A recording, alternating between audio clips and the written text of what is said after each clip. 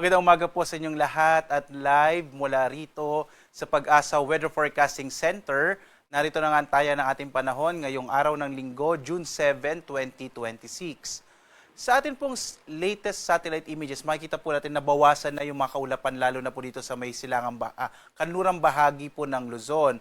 Patuloy pa rin yung pag-iral ng southwest monsoon. Mari pa rin magdala ito ng maulap na kalangitan na may mga pag-ulan lalong-lalo na sa may bahagi ng Ilocos Region.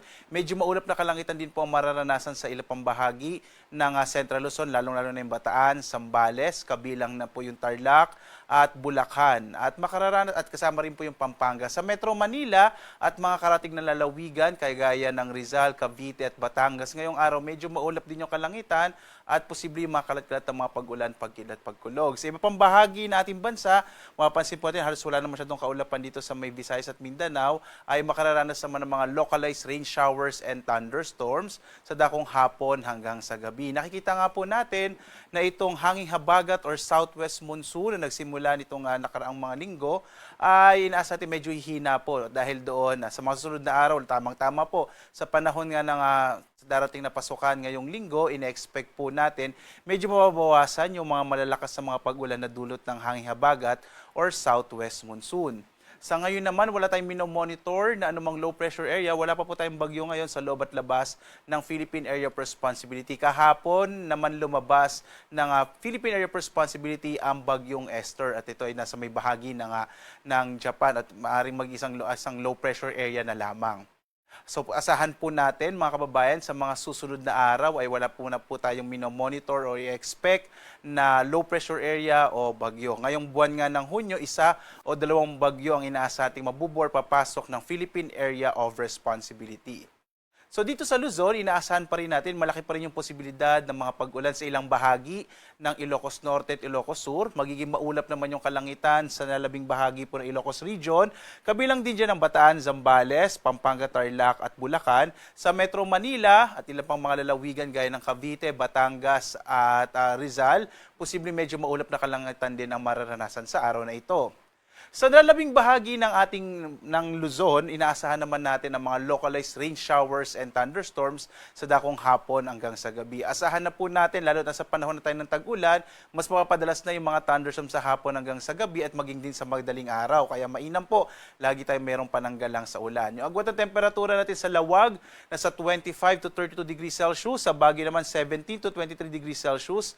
For Metro Manila, 26 to 30 degrees Celsius. Sa Tuguegarao naman, 26 to 34 degrees Celsius, habang sa Tagaytay 22 to 27 degrees Celsius at sa Legazpi 27 to 34 degrees Celsius. Sa bahagi naman ng Palawan, Visayas at Mindanao, mga localized thunderstorms din ang mararanasan sa bahagi ng Palawan. Agwat ang temperatura sa Puerto Princesa 25 to 32 degrees Celsius, dito naman sa may Kalayaan Islands sa 27 to 31 degrees Celsius. Malaking bahagi din ng Kabisayaan ay makararanas sa mga pulupulong pag-ulan, pagkilat, pagkulog. Generally, fair weather po sa malaking bahagi ng Visayas. Agwat ang temperatura sa Iloilo nasa 26 to 33 degrees Celsius. Sa Cebu naman, 27 to 33 degrees Celsius. Habang sa Tacloban, 27 to 33 degrees Celsius. Ang malaking bahagi ng Mindanao sa araw na ito ay makararanas ng bahagyang maulap hanggang sa maulap na kalangitan na meron ding mga pulupulong pag-ulan, pagkilat, pagkulog sa dakong hapon hanggang sa gabi. Agwat ang temperatura for Zamboanga, 26 to 34 degrees Celsius. Sa Cagayan de Oro naman, 26 to 33 degrees Celsius. Habang sa Davao, 26 to 34 degrees Celsius. As of 5 a.m. po, may inisyo pa tayo na weather advisory. So kasi posible pa rin po na magkaroon ng mga pag-ulan sa ilang bahagi ng Ilocos Sur at Ilocos Norte. Kaya iba yung pag-iingat pa rin po lalo na sa mga potensyal na mga landslides and flash flood. Although in-expect po natin, posible hanggang ngayong araw na lamang ito at bukas ay mas mababawasan na yung mga pag-ulan. Maaring maulap na kalangitan na lamang ang mararanasan dito nga sa bahagi ng Ilocos Norte at Ilocos Sur. Sa lagay po ng ating karagatan, ay wala po tayong naka-issue na gale warning sa anumang bahagi ng ating kapuluan. Inaasahan pa rin natin yung katamtaman hanggang sa maalong karagatan, lalong-lalo na sa may northern part po ng ating bansa, northern Luzon. Sa mga maliit na sakyang pandat, maliliit na mga bangka, mag-ingat po, lalong-lalo na kapag may mga thunderstorms na kung minsan ay nagpapalakas ng alon ng karagatan. Samantala naman, ang araw natin ay sisikat, mamayang 5:26 na umaga at lulubog, ganap na 6:24 ng gabi.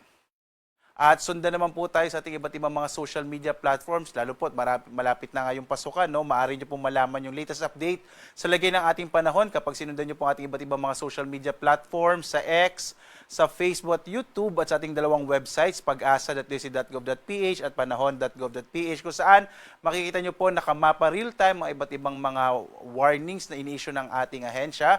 Nandiyan po yung mga thunderstorm advisories, rainfall information, heavy rainfall warning at flood advisories sa buong bansa.